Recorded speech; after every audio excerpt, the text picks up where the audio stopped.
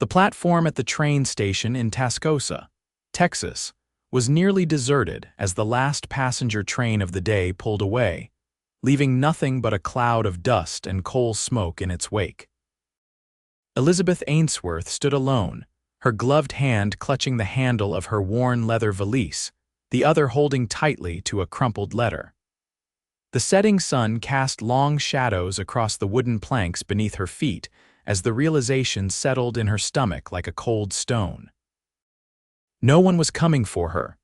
The year was 1875, and Elizabeth had traveled over 1,000 miles from Boston to marry a man she'd never met, a cattle rancher named Thomas Wilcox, who had placed an advertisement seeking a bride. They had exchanged letters for 6 months, and she had finally agreed to come west. But now, 2 hours after her train had arrived, there was no sign of her intended husband. Miss. "Station's closing soon," the station master called from the doorway of his office, his gray mustache twitching with sympathy. "You got somewhere to go for the night," Elizabeth swallowed hard, fighting back the tears that threatened to spill. At 22 years old, she had left everything behind: her job as a schoolteacher, her small room in a boarding house, and what little family she had left after the influenza took her parents 3 years prior. I'm not sure, the gentleman who was to meet me hasn't arrived." The station master's expression softened. "There's a hotel down the way, though it ain't much. I could point you. Are you Elizabeth Ainsworth?" The deep voice came from behind her, causing Elizabeth to turn so quickly she nearly lost her balance. A tall man stood at the edge of the platform, his broad shoulders silhouetted against the amber sky. He wasn't like the prim Eastern gentleman she was accustomed to. This man was rugged, with sun-darkened skin and eyes the color of a summer storm. He wore a dusty brown hat, work-worn clothes, and had a revolver holstered at his hip. "I am," she managed, her voice barely above a whisper. He approached with long strides, removing his hat in a gesture of respect that seemed at odds with his imposing presence. "Lucas Northrop," he said simply. "I'm here on behalf of Thomas Wilcox." Elizabeth's heart sank further. "Has something happened to Mr. Wilcox?" Lucas's jaw tightened. "Madam, I'm afraid Mr. Wilcox passed away 3 weeks ago, typhoid fever." The news hit Elizabeth like a physical blow. Her future, the one she had pinned all her hopes on, had vanished before it even began. "I only found out about you yesterday," Lucas continued, his voice softening as he noticed her distress. "Found his letters in his cabin when I was helping settle his affairs. I came as soon as I could, but the river crossing was washed out. Had to take the long way around." Elizabeth stood frozen, unable to process what this meant for her. She had exactly $4.27 to her name, barely enough for a night at a hotel, and certainly not enough for a ticket back east. "I'm sorry, Miss Ainsworth." Lucas hesitated, then stepped forward, taking her valise with one hand and gently grasping her gloved fingers with the other. "I am here," he said with quiet determination. "I know I'm not the man you came to meet, but I won't leave you stranded." Elizabeth looked up at him, studying his weathered face. There was kindness in his eyes despite the hardness of his features. "What do you suggest I do, Mr. Northrop? I have nowhere to go. For tonight, there's a respectable boarding house run by Mrs. Hawkins. I've arranged a room for you there." He gestured toward a wagon hitched to 2 horses at the end of the platform. "Tomorrow, we can figure out what's best for your situation." It wasn't much of a plan, but it was all she had. With a deep breath, Elizabeth squared her shoulders. "Very well, Mr. Northrop. I appreciate your assistance." The walk to the wagon was silent, save for the sound of their footsteps on the wooden boards. Lucas helped her up onto the seat with a strength that made her feel like she weighed nothing at all. As he climbed up beside her and took the reins, Elizabeth couldn't help but wonder what fate had in store for her now that the future she'd planned had disappeared like smoke in the wind. The main street of Tascosa was busier than Elizabeth had expected for a frontier town. Horses were hitched outside the saloon, and men in various states of dustiness moved along the boardwalks. A few women, Clearly respectable townspeople, given their attire, hurried to complete last-minute errands before full dark. "It's not Boston," Lucas said, seeming to read her thoughts, "but Tascosa's growing. The cattle drives bring business, and with the railroad now, there's talk of more families settling here. How long have you lived in Tascosa, Mr. Northrop?" Elizabeth asked, trying to keep her voice steady despite the anxiety gnawing at her. 7 years now. Came west after the war between the states. His hands were steady on the reins, his gaze forward. "Have a small ranch about 5 miles outside town, nothing fancy, but it's mine." As they continued down the street, Lucas pointed out the general store, the small church, and the doctor's office. Elizabeth tried to pay attention, but her mind was racing with worry about her uncertain future. "Here we are," Lucas said finally, bringing the wagon to a stop in front of a 2-story clapboard house with a neat garden out front. "Mrs. Hawkins runs the cleanest boarding house in Tascosa."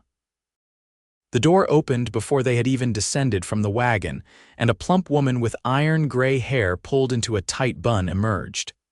"Mr. Northrop, right on time," she called, wiping her hands on her apron. "And this must be Miss Ainsworth." "Mrs. Hawkins," Lucas acknowledged with a nod. "Thank you for making arrangements on such short notice.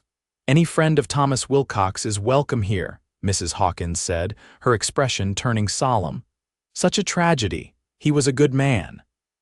Elizabeth felt a pang at the mention of the man she'd come to marry, a man she would now never know. As Lucas helped her down from the wagon, Mrs. Hawkins bustled forward. "Come in, dear. You must be exhausted after your journey. I've got a hot supper waiting and fresh water for washing up." Elizabeth turned to Lucas, who was retrieving her valise. "Thank you for your kindness, Mr. Northrop. I'll call on you tomorrow morning, Miss Ainsworth. We can discuss your options then." He handed her valise to Mrs. Hawkins, then touched the brim of his hat. "Good evening, ladies." As Lucas drove away, Elizabeth couldn't help but feel a mixture of gratitude and trepidation. What options could he possibly have in mind for a woman alone in the frontier with no prospects and nearly no money? Mrs. Hawkins led Elizabeth into a simply furnished but clean parlor. "You sit right there, dear. I'll bring you a cup of tea before supper. You look like you've had quite a shock." "I have indeed," Elizabeth admitted, lowering herself onto a horsehair sofa. "I came all this way to marry a man I'd never met, only to discover he's dead." Mrs. Hawkins clicked her tongue sympathetically. "Life out here can be harsh, but people look after each other. Lucas Northrop is a man of his word. If he says he'll help you, he will." "Do you know him well?" "Well enough. He and Thomas were neighbors, shared water rights to the creek between their properties. Lucas keeps to himself mostly, but he's respected. Fought in the war on the Union side, came west afterward like many did." Mrs. Hawkins paused. "Lost his wife and infant son to childbirth fever 5 years back." Elizabeth's heart constricted at this information.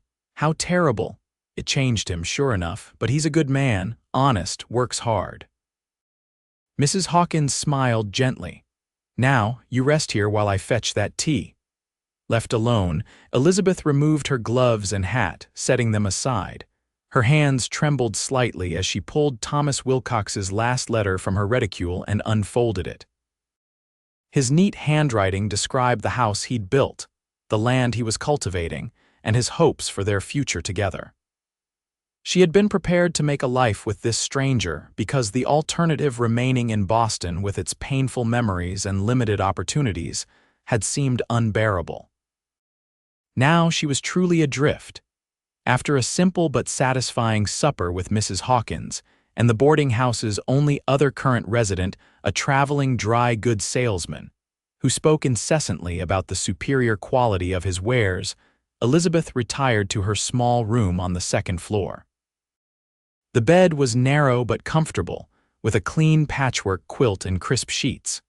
Through the window, she could see the stars, more stars than she'd ever been able to spot in the city skies of Boston. As she prepared for bed, Elizabeth found herself wondering about Lucas Northrop. The widower rancher with the storm-gray eyes had upended her expectations twice in one day. First, by not being the man she came to marry, and second by offering help when he could easily have left her to fend for herself. Sleep did not come easily that night. Elizabeth's dreams were a jumble of train whistles, Thomas Wilcox's face, which she had only seen in a small tintype he'd sent, and the steady gaze of Lucas Northrop as he took her hand and said, "I am here." Morning came with the crowing of roosters and the smell of coffee and bacon drifting up from Mrs. Hawkins's kitchen. Elizabeth dressed carefully in one of her better dresses, a navy blue cotton with a modest white collar, and arranged her honey-brown hair into a neat bun. She wanted to look composed and capable when Lucas arrived to discuss her options. After breakfast, during which Mrs. Hawkins kept up a steady stream of local news and gossip, Elizabeth sat in the parlor, her hands folded in her lap, waiting. Precisely at 9 o'clock there was a knock at the door. Lucas Northrop stood on the porch, hat in hand, looking freshly shaved and wearing a clean shirt under his leather vest. "Good morning, Miss Ainsworth," he said with a slight bow. "I hope you slept well." "As well as could be expected, thank you," Elizabeth replied, trying to maintain her composure. "Mrs. Hawkins has been most kind. She's a good woman." Lucas glanced at the parlor. "Might we walk a bit? It's a fine morning and I'd like to show you a little more of Tascosa." Elizabeth hesitated only briefly before nodding. That would be acceptable. After informing Mrs. Hawkins of their plans, Elizabeth and Lucas set out down the main street. The town was bustling with morning activity, shopkeepers opening their doors, ranch hands heading to the livery stable, and housewives gathering at the general store. Tascosa started as not much more than a trading post, Lucas explained as they walked. Now it's becoming a proper town. The cattle drives bring business and the railroad brings people. People like me, Elizabeth murmured. Lucas gave her a sideways glance. "Yes, madam, though most don't arrive quite in your circumstances." He cleared his throat. "I've been thinking about your situation. You have a few options as I see it." They paused near the entrance to the general store. Elizabeth waited, heart pounding. "First, you could return east. I'd be willing to help with the train fare, though it would take some time for me to gather the funds." Elizabeth's pride bristled at the idea of charity, but she remained silent. "Second, you could stay in Tascosa and seek employment. Mrs. Hawkins might take on help or perhaps the general store.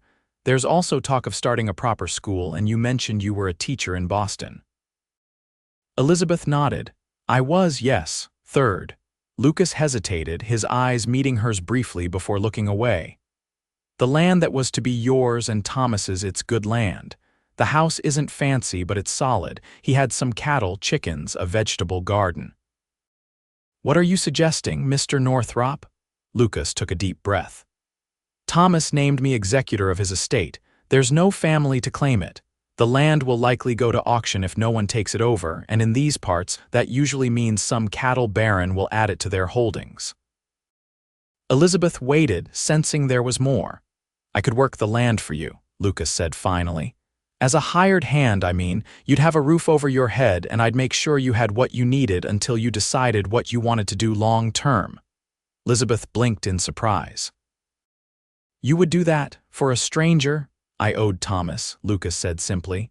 "He helped me when I first arrived, showed me how to survive out here. Besides," he added with the ghost of a smile, "it's the right thing to do." The offer was unexpected and not without complications. Elizabeth had come to marry and start a new life, but not like this, not living alone with a man who wasn't her husband, even if his intentions were honorable. "I appreciate the offer, Mr. Northrop, but I'm not sure it would be appropriate." Elizabeth chose her words carefully. "People would talk." "They would," Lucas agreed. "Which is why I'd stay in the bunkhouse, not the main house, and Mrs. Hawkins would come out regularly to help you get settled and to keep everything proper." Elizabeth considered this. The prospect of returning east was disheartening. She had nothing to go back to. And while finding employment in Tascosa might work temporarily, it wouldn't provide the security she had hoped for when she agreed to become a mail-order bride. "May I see the property before I decide?" she asked. Lucas nodded. I can take you out there today if you'd like. It's about an hour's ride from town. I would like that, yes. Elizabeth straightened her shoulders. If I'm to make an informed decision, I should see what I'm considering. Lucas's expression softened slightly. You're a practical woman, Miss Ainsworth. That'll serve you well out here. They returned to Mrs. Hawkins's boarding house, where Lucas waited outside while Elizabeth changed into her traveling clothes and gathered a few essentials. Mrs. Hawkins, upon hearing the plan, insisted on packing them a lunch. It's a good piece of land Thomas had, Mrs. Hawkins told Elizabeth as she wrapped bread and cheese in a cloth. Not the biggest spread, but well situated with good water access. The house isn't fancy, but he built it solid. Was so proud of it, poor man. Did you know him well? Elizabeth asked, curious about the man she'd never meet. Well enough. He came to Sunday services regular and was always respectful, quiet sort, kept to himself mostly but helped his neighbors when needed. Mrs. Hawkins handed her the wrapped lunch. He was excited about your coming, talked about it the last time he was in town before he took sick. The knowledge that Thomas had looked forward to her arrival made Elizabeth's heart ache. She had been prepared to build a life with him, to be a good wife. Now she was faced with decisions she never anticipated having to make. The journey to Thomas Wilcox's ranch, or her ranch now, Elizabeth supposed was made in Lucas's wagon. The terrain changed as they left town, becoming more rugged and beautiful. Rolling hills covered in spring grass stretched toward distant mesas, dotted with cattle grazing in small groups. Most of what you see here is open range, Lucas explained. The big outfits run their cattle together, then separate them during roundups by their brands. And Thomas's ranch. Was it large? About 80 acres, which is modest by Texas standards. But it's good land with a year-round spring feeding into a creek. He had about 30 head of cattle, though they'll have scattered some by now. As they crested a small rise, Lucas pulled the wagon to a stop. There it is, he said, pointing. In the valley below sat a small ranch house with a barn and corral beside it. A kitchen garden was visible near the house, and beyond that, open pastureland stretched toward a line of trees that Elizabeth assumed marked the creek Lucas had mentioned. It's lovely, she said softly, surprised by the tightness in her throat. This was the home she had imagined in her mind as she read Thomas's letters, not grand, but cozy and full of potential. Lucas clicked to the horses and they continued down the slope. As they drew closer, Elizabeth could see that the house was indeed modest but well built, with a small porch across the front. Wildflowers grew near the steps, their yellow and purple blooms bright against the weathered wood. He built it himself, Lucas said as he brought the wagon to a stop. Added the porch last summer. Elizabeth felt a wave of sadness. Thomas Wilcox had built this house with a future in mind, a future that would now never come to pass. She climbed down from the wagon without waiting for Lucas's assistance, drawn to the building that should have been her home. The interior was simple but tidy. A main room served as both kitchen and living area, with a stone fireplace on one wall. A curtained doorway led to a small bedroom. The furniture was handcrafted but sturdy, a table with 4 chairs, a rocking chair by the fireplace, shelves holding books and a few personal items. He wasn't much for fancy things, Lucas commented from the doorway, but he was a good cattleman, knew the land. Elizabeth moved to the bedroom and drew back the curtain. A bed with a patchwork quilt, a chest for clothing, and a small table with a pitcher and basin were the only furnishings. But on the wall hung a small mirror, and beneath it, pinned to the rough wooden wall, was the tintype photograph she had sent to Thomas. Her own face looked back at her, serious and hopeful, taken just before she had responded to his advertisement. Seeing it there, carefully placed where he would have seen it each morning and night, brought tears to her eyes. "I'll give you a moment," Lucas said quietly, stepping back outside. Elizabeth sank onto the edge of the bed, overwhelmed. This man she had never met had created a place for her, had been preparing for her arrival. And now she was here, but he was gone.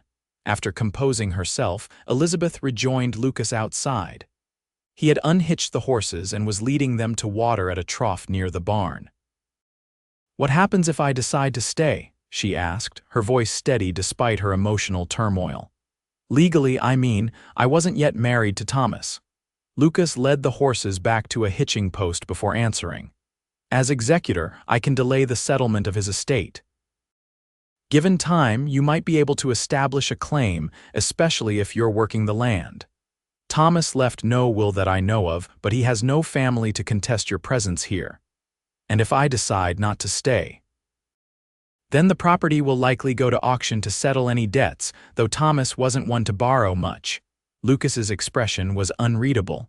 "The choice is yours, Miss Ainsworth." Elizabeth looked around at the small ranch. It wasn't what she had planned, but perhaps it could still be a new beginning.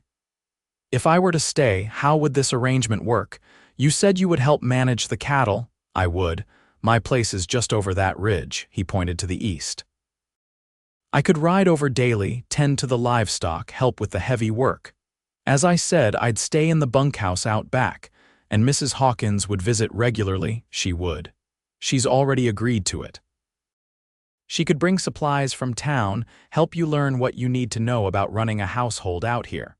Lucas hesitated. "It wouldn't be easy, Miss Ainsworth.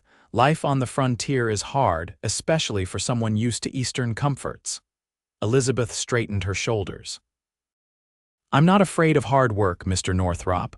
I came west prepared to be a rancher's wife. That meant accepting certain challenges." A small smile touched Lucas's lips. "So you did." They shared the lunch Mrs.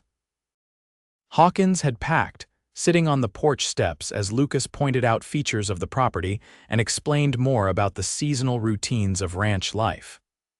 Elizabeth listened intently, asking questions that revealed her practical nature and willingness to learn.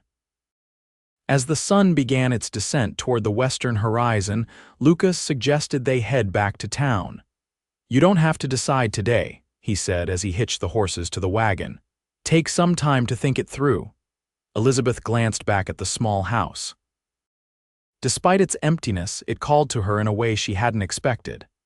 "I don't need more time," she said. "I'll stay, at least for now. I came west for a new beginning, and even though circumstances have changed, that purpose hasn't." Lucas studied her face as if gauging her certainty. "It won't be easy. Few worthwhile things are, Mr. Northrop." Elizabeth held his gaze steadily. "When can I move in?" "I can bring you out day after tomorrow if that suits. Give me time to make sure everything's in order, maybe round up some of the scattered cattle."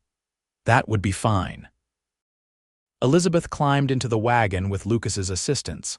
"And Mr. Northrop, thank you. Your kindness to a stranger is unexpected.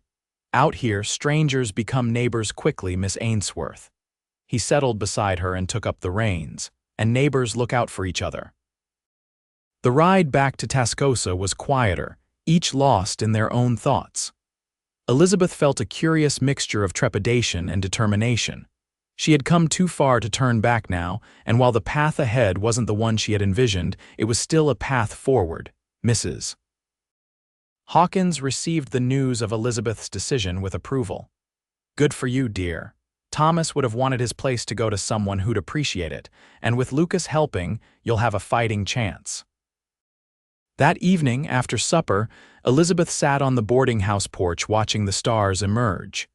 The dry, clean air of the Texas Panhandle was so different from Boston's damp salt tang. Everything here was different: the landscape, the people, the rhythm of life. But maybe different was what she needed. "Miss Ainsworth." Lucas's voice startled her from her reverie. He stood at the bottom of the porch steps, hat in hand. "Forgive the late call, I wanted to bring you something." He held out a small wooden box. These were Thomas's personal effects. "Letters mainly, including yours. I thought you should have them." Elizabeth took the box, touched by the gesture. "Thank you. There's something else." Lucas seemed uncharacteristically hesitant. "The schoolteacher position I mentioned, it's real. Town council's been looking to hire someone proper, not just the minister's wife teaching when she can. If you're interested, it would give you an income besides what the ranch might provide." "You think I could do both? Teach and run the ranch, with help, yes." The school term would only be 6 months, fall through spring.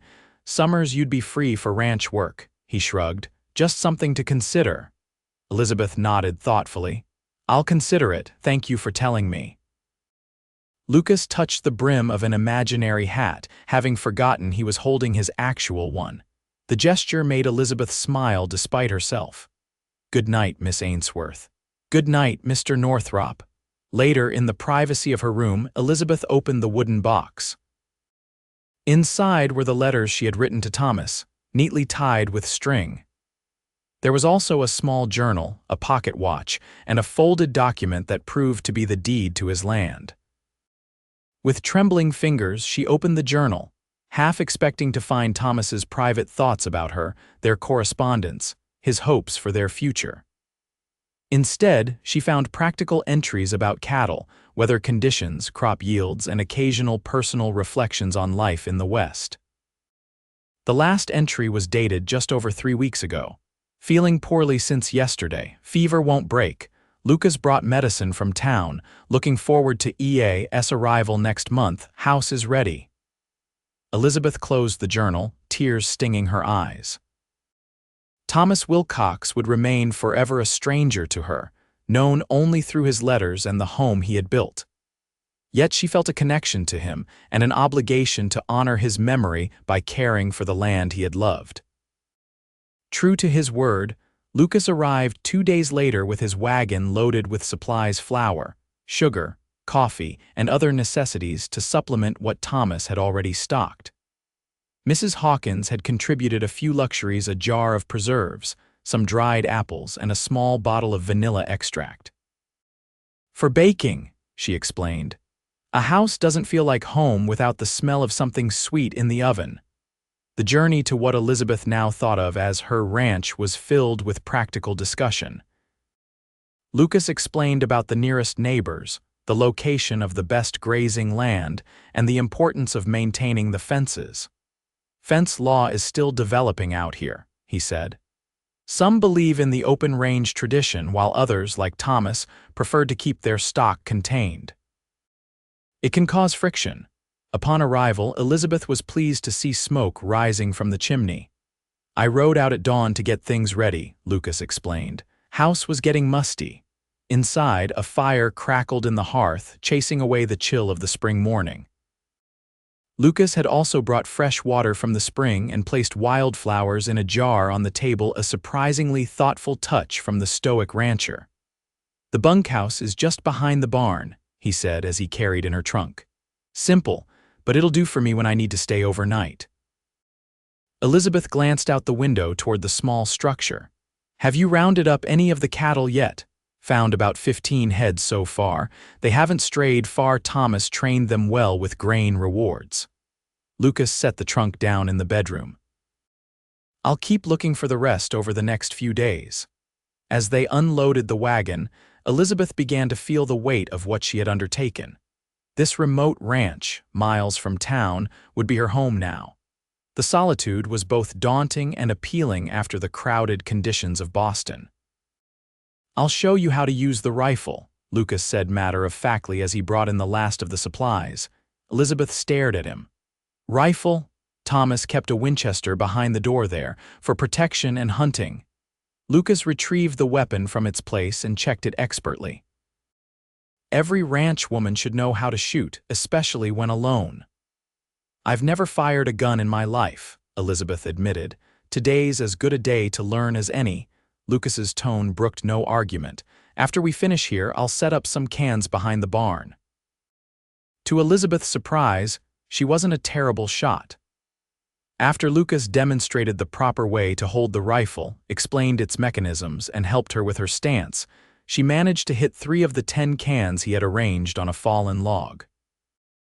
Not bad for a first try, he said, the approval in his voice warming her more than it should have. You'll improve with practice. By late afternoon, Elizabeth was exhausted but satisfied with their progress. The house was in order. She had learned the basics of the rifle, and Lucas had shown her the garden, explaining which plants were vegetables and which were weeds, knowledge she sorely lacked. I'll be back at sunrise, Lucas said as he prepared to leave. We'll see about rounding up more cattle. Mr. Northrop, Elizabeth called as he climbed onto his horse, I don't know how to thank you for all this.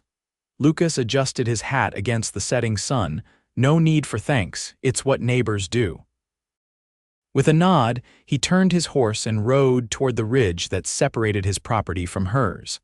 That first night alone in Thomas Wilcox's house, her house now, was the longest of Elizabeth's life. Every creak and rustle outside made her start. The darkness was profound, broken only by the silver light of the moon through the windows and the dying embers in the fireplace. She kept the rifle close, though she prayed she wouldn't need it. Sleep came fitfully, but when it did, her dreams were a confused jumble of Boston streets, train whistles, and Lucas Northrop's steady gray eyes as he said, I am here. The following weeks established a routine. Lucas arrived each morning, usually as Elizabeth was preparing breakfast. They would discuss the day's tasks over coffee, then set about their work, Lucas tending to the livestock and ranch maintenance, Elizabeth learning to manage the household and garden. Mrs. Hawkins visited twice weekly, bringing supplies from town and news of local happenings. She taught Elizabeth to make soap, preserve vegetables, and bake bread in the temperamental cast iron stove. You're doing well, considering, Mrs. Hawkins remarked one afternoon as they hung laundry on a line stretched between the house and a nearby cottonwood tree. Most Eastern women would have run screaming back to civilization by now. Elizabeth smiled, thinking of the calluses forming on her once soft hands and the tan darkening her formerly pale complexion. I'm stubborn, Mrs. Hawkins, always have been. Good quality in a frontier woman. The older woman pinned a shirt to the line. And how are things with Lucas? Keeping things proper, is he? Elizabeth felt a flush rise to her cheeks. Absolutely, he's been a perfect gentleman. I hardly see him except at breakfast and when he checks in before leaving, Mrs. Hawkins gave her a knowing look. He's a good man. Been alone too long. We have a business arrangement, Elizabeth said firmly, though she couldn't deny that Lucas's daily presence had become something she looked forward to with perhaps more eagerness than was strictly appropriate. As spring deepened into summer, Elizabeth found herself settling into ranch life with unexpected ease. The physical work was exhausting but satisfying. She learned to milk the cow Lucas had brought over from his own herd, to collect eggs without getting pecked by the temperamental hens, and even to help with the cattle when extra hands were needed. The town council had formally offered her the teaching position for the fall term, which she had accepted. The salary was modest, but combined with income from the ranch, it would be enough to sustain her. One evening in late June, as the sun cast long shadows across the land, Elizabeth sat on the porch steps shelling peas. The day had been particularly hot, and she had rolled up her sleeves and loosened her collar in a way that would have scandalized Boston society, but seemed perfectly reasonable in the Texas heat. She heard the now familiar sound of Lucas's horse approaching and looked up to see him riding toward the house. He had been gone for 3 days, helping with a roundup at a neighboring ranch the first time he had been away overnight since she had moved to the ranch. Evening, Miss Ainsworth, he called as he dismounted, leading his horse to the water trough. Everything all right here. Just fine, Mr. Northrop, she replied, noticing how his shirt clung to his broad shoulders, damp with sweat from the day's ride. Did the roundup go well? Well enough. He removed his hat, wiping his brow with his sleeve. Found 2 of your strays mixed in with the Harper herd. Elizabeth smiled. After nearly 2 months, she had come to think of the cattle as truly hers, taking pride in their increasing number as Lucas located more of the scattered herd. That's good news. Lucas hesitated, then reached into his saddlebag. Brought you something from town. He crossed to the porch and handed her a small package wrapped in brown paper. Saw it at the mercantile and thought you might like it. Surprised by the gesture, Elizabeth set aside her bowl of peas and unwrapped the package. Inside was a book, a collection of poems by Emily Dickinson. You mentioned once that you enjoyed poetry, Lucas said, suddenly looking uncomfortable. And I remembered you said her name. Elizabeth ran her fingers over the embossed cover. It was the first gift she had received since coming west, and the thoughtfulness of it touched her deeply. "Thank you, Mr. Northrop. This was very kind of you." Lucas shrugged, clearly embarrassed by her gratitude. "Just thought you might want something to read besides Thomas's old almanacs and cattle journals." "Would you like to stay for supper?" Elizabeth asked impulsively. "I've made a stew, and there's more than enough." Lucas hesitated, and for a moment Elizabeth feared she had overstepped some boundary in their carefully maintained relationship. "I'd like that," he said finally. "Let me just see to my horse first." Supper that evening was different from their usual brief interactions. Seated across from each other at the small table, they talked of more than just ranch business. Lucas spoke of his time in the Union Army during the war, of coming west afterward seeking a fresh start, of his early struggles learning to ranch in the harsh Texas environment. "Thomas helped me a lot those first years," Lucas said, accepting a second helping of stew. "Showed me how to read the land, predict weather from the sky and animals' behavior. I'd have failed without him." "You must have been good friends," Elizabeth observed. A shadow crossed Lucas's face. "As much as two solitary men can be friends out here. We helped each other when needed, respected each other's boundaries the rest of the time." "Mrs. Hawkins mentioned you were married once," Elizabeth said carefully, unsure if she was treading into forbidden territory. Lucas's expression closed slightly. "Yes, her name was Sarah. She died in childbirth 5 years ago along with our son. I'm so sorry."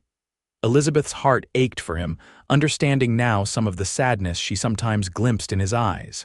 "It was a hard time," Lucas said simply. "But life goes on. Has to." They finished their meal in companionable silence. As Lucas prepared to leave for the bunkhouse, Elizabeth handed him a lantern. "Thank you again for the book," she said. "It was very thoughtful." Lucas nodded, his eyes meeting hers briefly before looking away. "Good night, Miss Ainsworth." "Good night, Mr. Northrop." As summer progressed, Elizabeth found herself looking forward to these occasional shared suppers. They began to happen more frequently, usually when Lucas had been away from the ranch for a day or two and returned with news from town or neighboring ranches. Their conversations gradually became more personal, more comfortable. Elizabeth told him about her life in Boston, her parents' deaths from influenza, her decision to answer Thomas's advertisement. "I had nothing left there," she explained one evening as they sat on the porch watching a spectacular sunset paint the sky in shades of orange and purple. "Teaching at the girls' school paid barely enough to cover my room at the boarding house. When I saw Thomas's advertisement, it seemed like providence." "And now," Lucas asked, his voice low, "do you regret coming?" Elizabeth considered the question honestly. "No," she said finally. "It hasn't been what I expected, but I'm not sorry I came." Lucas seemed to relax slightly at her answer. "You've done well here, better than most would have." "I've had help," Elizabeth reminded him with a smile. As July turned to August, the heat became oppressive. The days were filled with endless chores to keep the garden from withering and the livestock watered. Elizabeth's skin bronzed despite her wide-brimmed hat, and her hands grew calloused from work. One particularly brutal afternoon, Lucas arrived to find Elizabeth struggling to repair a broken section of fence where a fallen branch had damaged it during the previous night's windstorm. "Miss Ainsworth," he called, dismounting quickly. "You shouldn't be doing this in this heat." Elizabeth straightened, wiping sweat from her brow with her sleeve. "It needed fixing. The chickens were escaping." Lucas took the hammer from her hand, his fingers brushing hers. "You could have waited for me." "I'm not helpless, Mr. Northrop," Elizabeth said, trying to keep the irritation from her voice. "I've learned a great deal these past months." "I know you're not helpless," Lucas replied, his tone gentler than she expected, "but there's no shame in waiting for help with the heavier work." "That's what I'm here for." Elizabeth sighed, relenting. "You're right, I'm just not accustomed to depending on others." "Independence is admirable," Lucas said as he began repairing the fence with quick, efficient movements. "But out here, people rely on each other. It's not weakness, it's survival.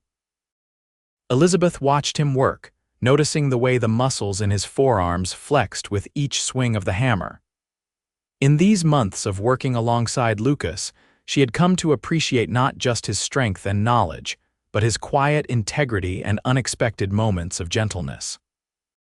"I've been meaning to ask you something," Lucas said as he finished the repair.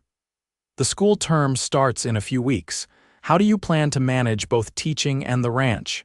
"I've been thinking about that," Elizabeth admitted.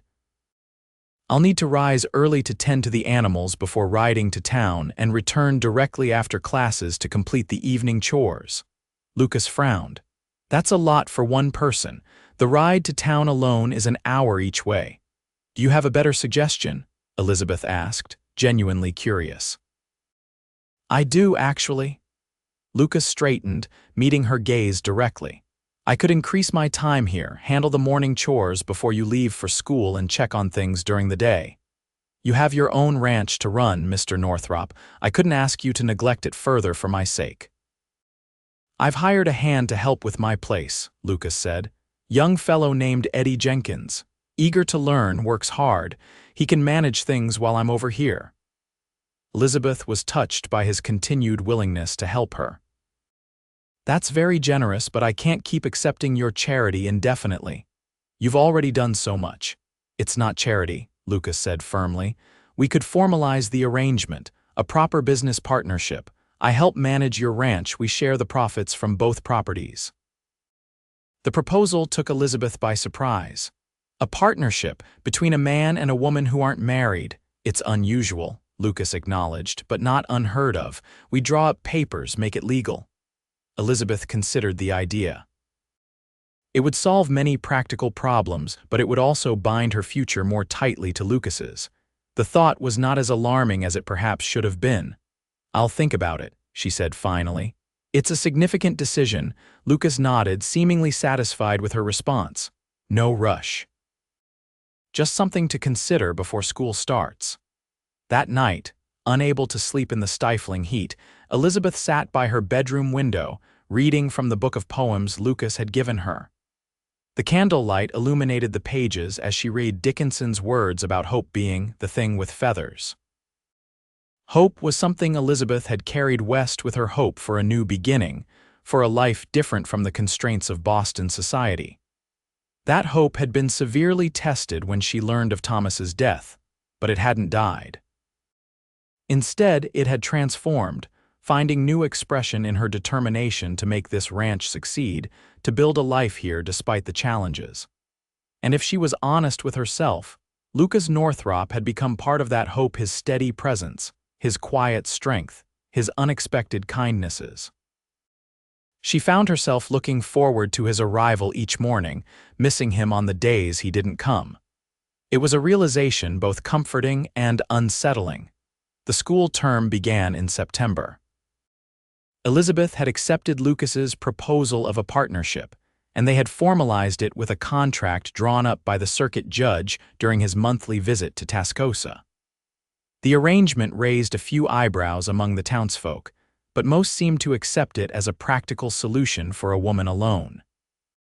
Teaching proved to be both challenging and rewarding.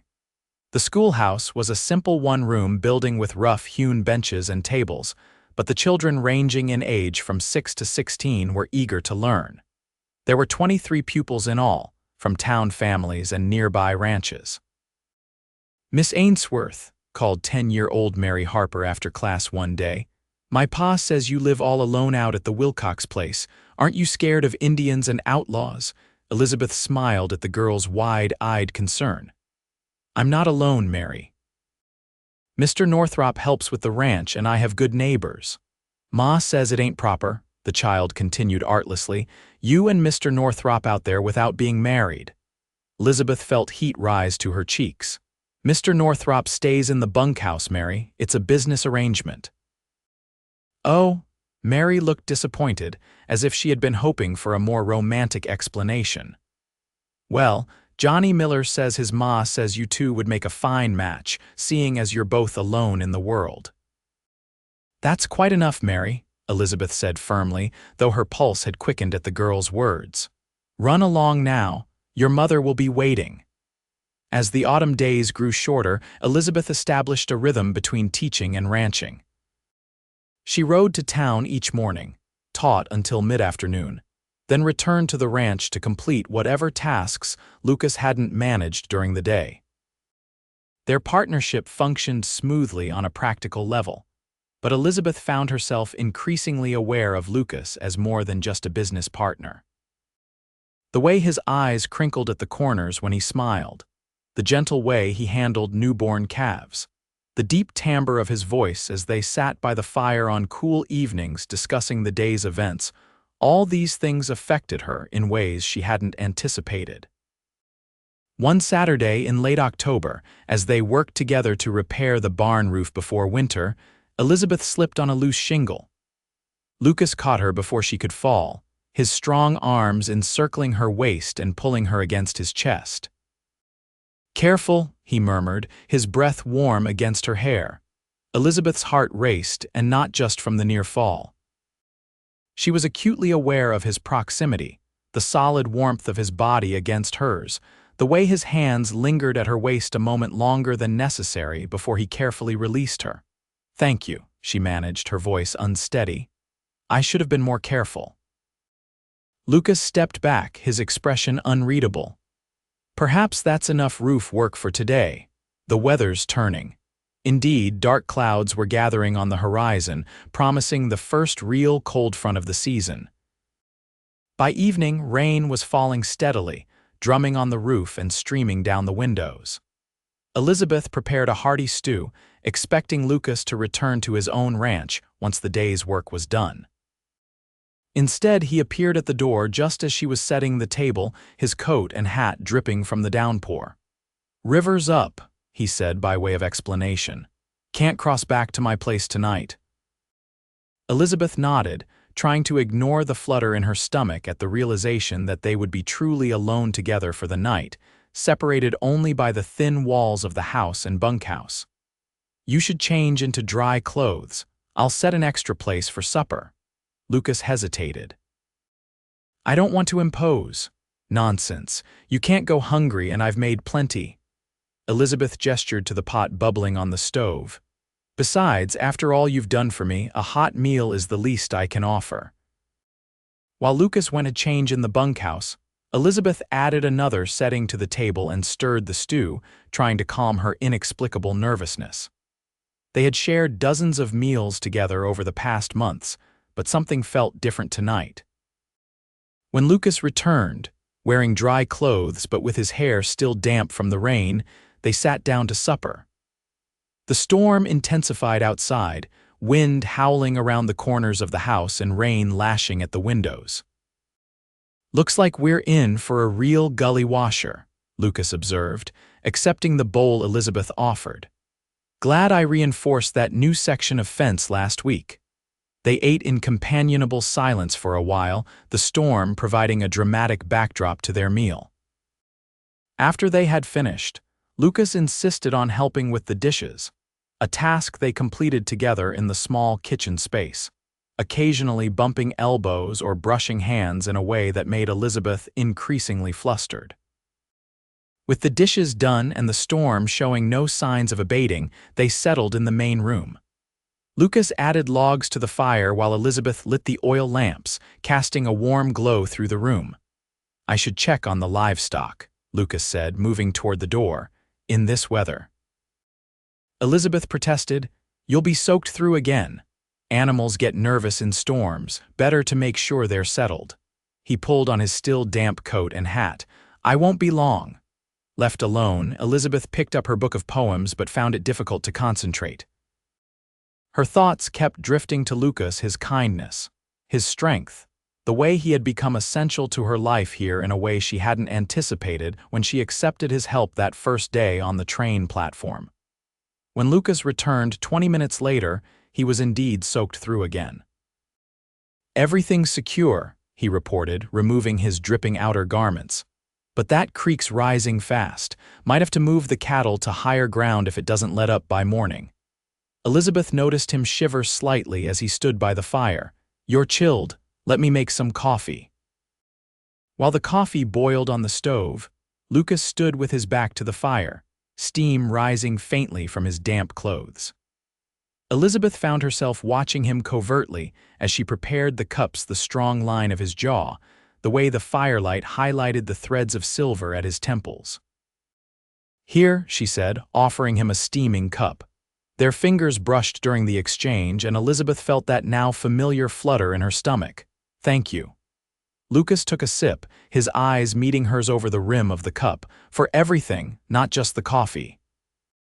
"I'm the one who should be thanking you," Elizabeth said softly. "I don't know what would have become of me if you hadn't been there that day at the station." Lucas's expression softened. "You would have managed. You're stronger than you know, Elizabeth." It was the first time he had used her given name, and the sound of it in his deep voice sent a wave of warmth through her that had nothing to do with the fire or coffee.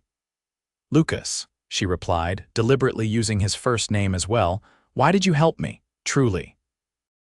"It wasn't just because of Thomas, was it?" Lucas set down his cup, his gaze steady on hers. "No, not just because of Thomas." He hesitated, seeming to search for the right words. "When I saw you standing there on that platform, alone but holding yourself so straight and proud, I couldn't walk away. I knew what it was to be alone in the world, to have plans fall apart." "Because of your wife?" Elizabeth asked gently. Lucas nodded. "After Sarah died, I was lost. If it hadn't been for neighbors helping me through that first year, I might not have survived it." He looked away into the fire. "I guess I saw a chance to pass on that kindness." Without thinking, Elizabeth reached out and placed her hand on his arm. "I'm glad you did." Lucas looked down at her hand, then back to her face. Something in his expression changed, softened further. He raised his own hand and with gentle fingers brushed a strand of hair that had escaped from her bun back from her face. The moment stretched between them, charged with unspoken feelings. Outside, thunder crashed, startlingly close, breaking the spell. Lucas stepped back, clearing his throat. "It's getting late. I should let you rest." Elizabeth felt both disappointment and relief. Whatever was happening between them needed time, consideration. "Will you be comfortable enough in the bunkhouse? I could find more blankets." "I'll be fine," Lucas assured her.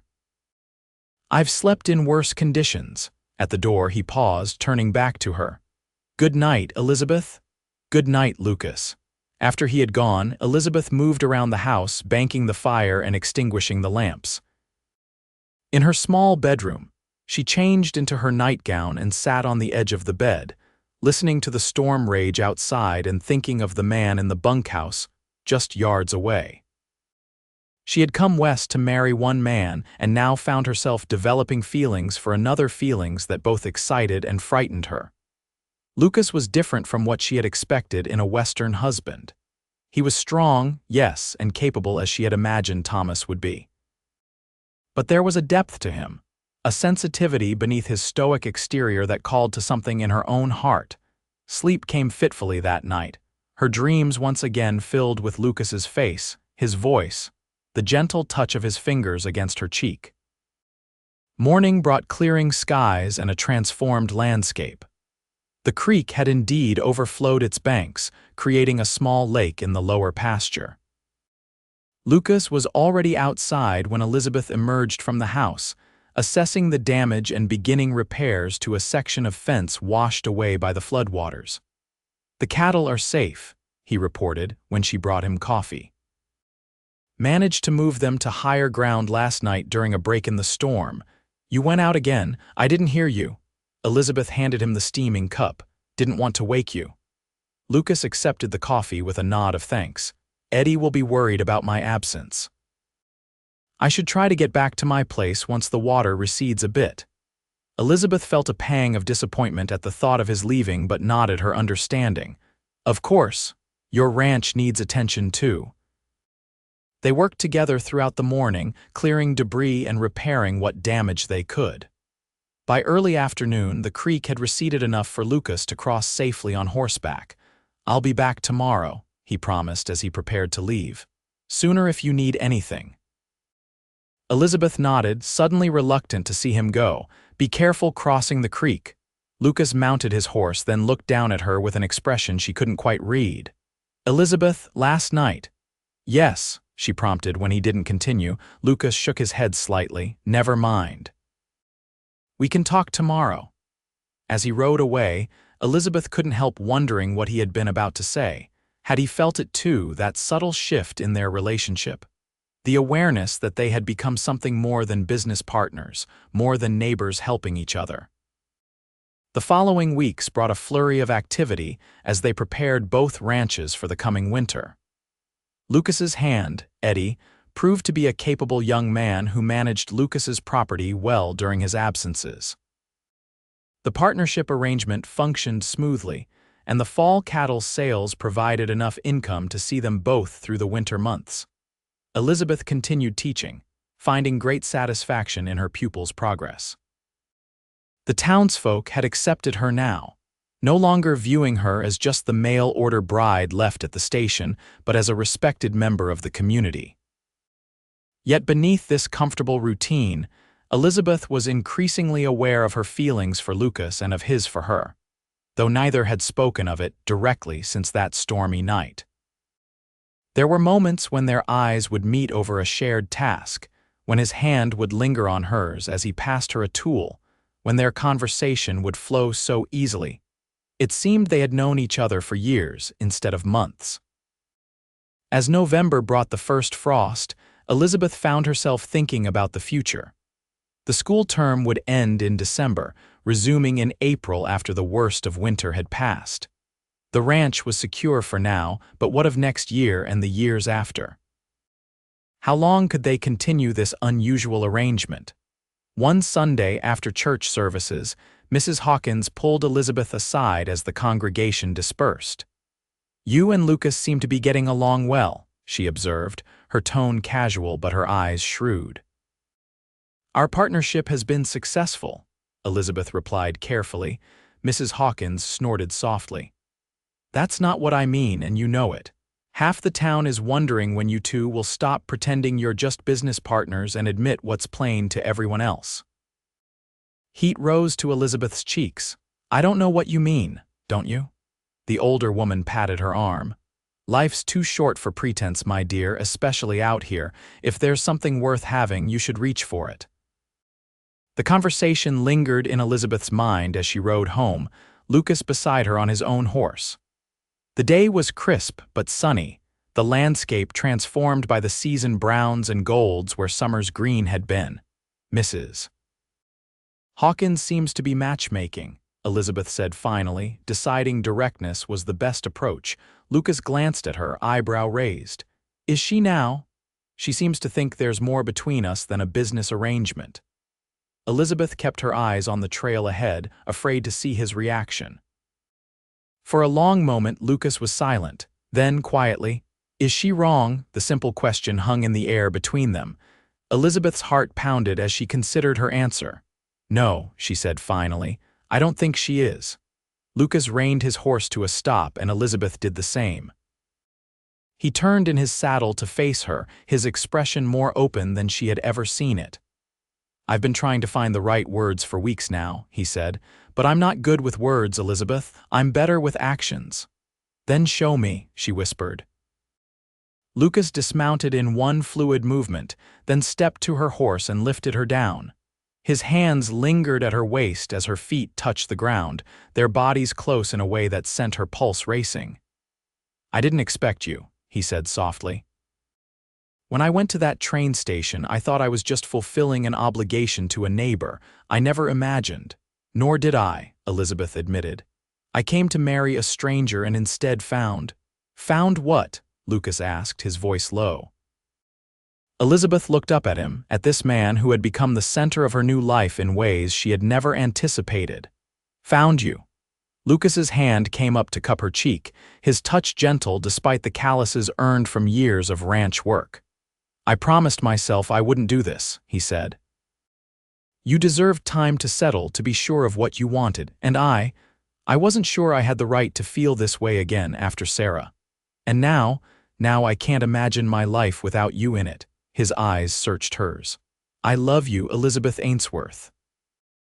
Not because you needed saving that day at the station, but because of who you are, your strength, your determination, your heart." Tears pricked at Elizabeth's eyes, but they were tears of joy. "I love you too, Lucas. I think I have for longer than I've been willing to admit." When his lips finally met hers, it felt like coming home, like the culmination of a journey that had begun that day on the platform when he had taken her hand and said those simple words. "I am here."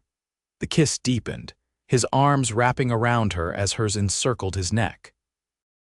All the unspoken feelings of the past months poured into that embrace, the restraint they had both maintained finally breaking under the weight of their shared emotion.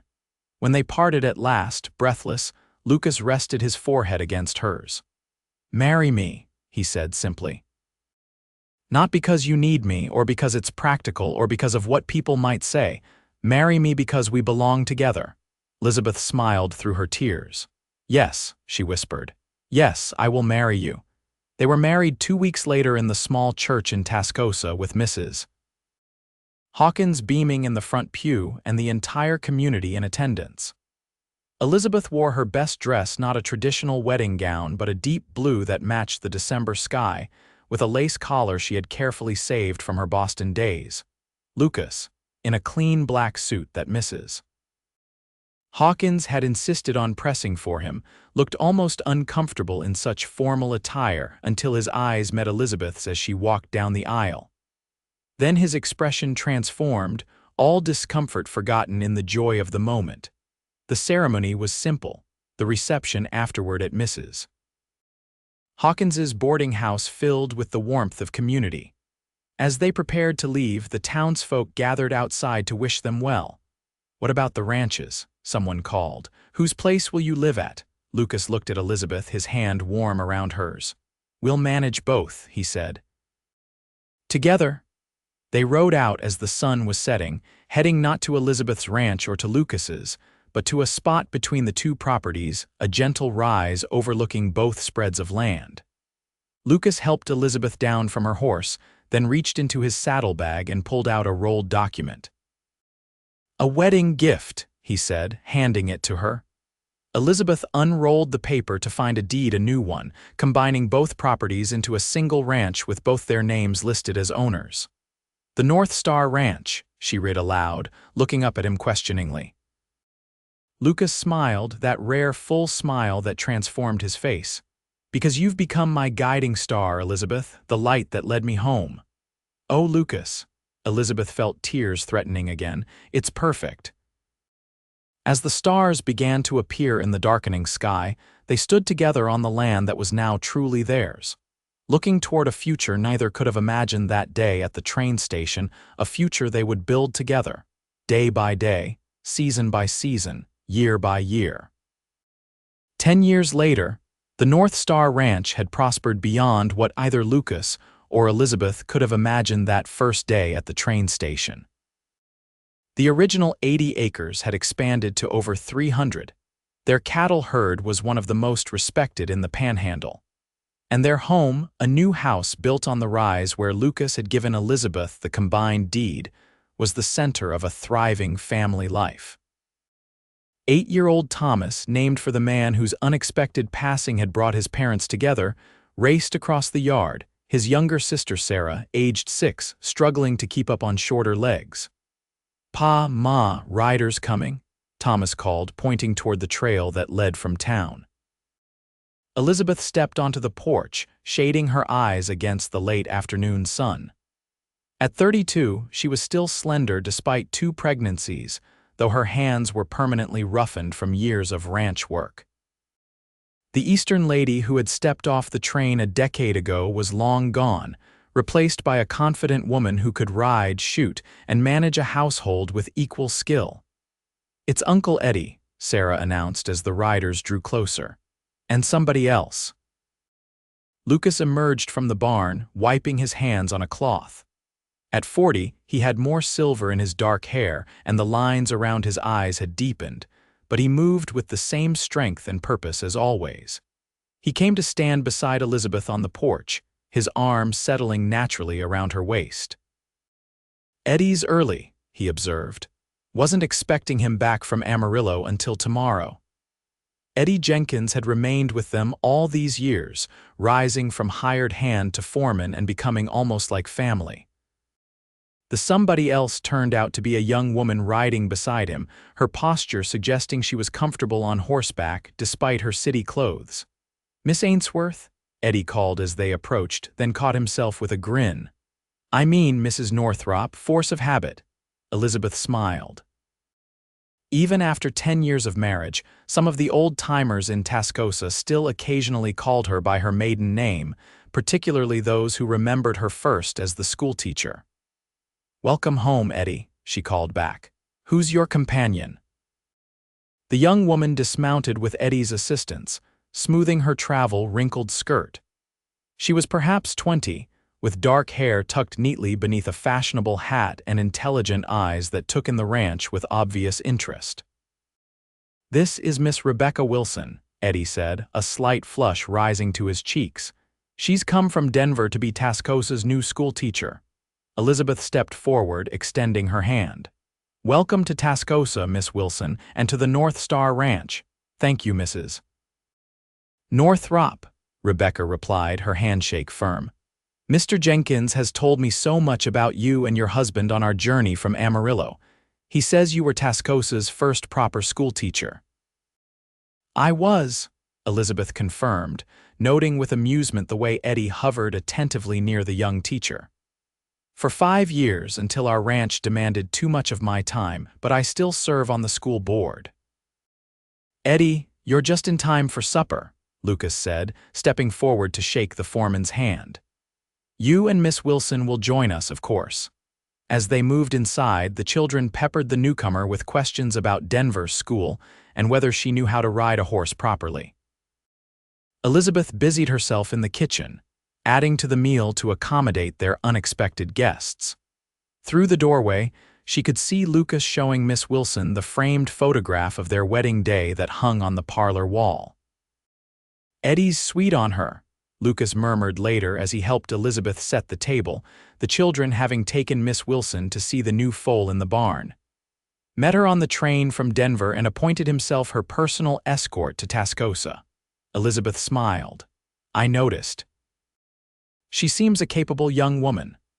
Reminds me a bit of another Eastern lady who came west looking for a new life," Lucas said, his eyes warm as they met hers. "Though I hope Eddie doesn't have to wait as long as I did to tell her how he feels." "You didn't wait that long," Elizabeth protested, playfully swatting his arm with a dish towel. "Barely 6 months. Felt like a lifetime," Lucas replied, capturing her hand and pulling her close for a quick kiss. "Ma, Pa." "You're being mushy again," Thomas complained from the doorway, causing the adults to break apart with a laugh. Supper was a lively affair, with Eddie sharing news from Amarillo and Miss Wilson telling them about her journey west from her home in Connecticut. Elizabeth watched the young woman, seeing echoes of her younger self in the teacher's mix of determination and apprehension. "What made you decide to come west, Miss Wilson?" she asked during a lull in the conversation. Rebecca hesitated, setting down her fork. "To be honest, Mrs. Northrop, I was engaged to be married last year, but my fiancé changed his mind." She lifted her chin slightly. "I decided I needed a complete change of scenery and saw the advertisement for a teacher in Tascosa. It seemed like fate." Lucas and Elizabeth exchanged a glance filled with shared memory. "Sometimes fate has a way of leading us where we need to go, even when it's not where we expected," Lucas said quietly. After supper, while Lucas showed Eddie the plans for the new well they were digging, Elizabeth took Rebecca onto the porch. The evening was mild, the sky a canvas of stars above the silhouettes of distant mesas. "Are you nervous about teaching here?" Elizabeth asked, offering the young woman a cup of coffee. "A little," Rebecca admitted. "It's so different from Connecticut. Everything is bigger, wilder." "I felt the same way when I first arrived," Elizabeth told her. "I came as a mail-order bride, you know, to marry a man named Thomas Wilcox." Rebecca's eyes widened. "But I thought Thomas died before I arrived," Elizabeth explained. "Lucas was his neighbor. He came to meet my train, found me standing alone on the platform." "What did you do?" Elizabeth smiled at the memory. I was terrified.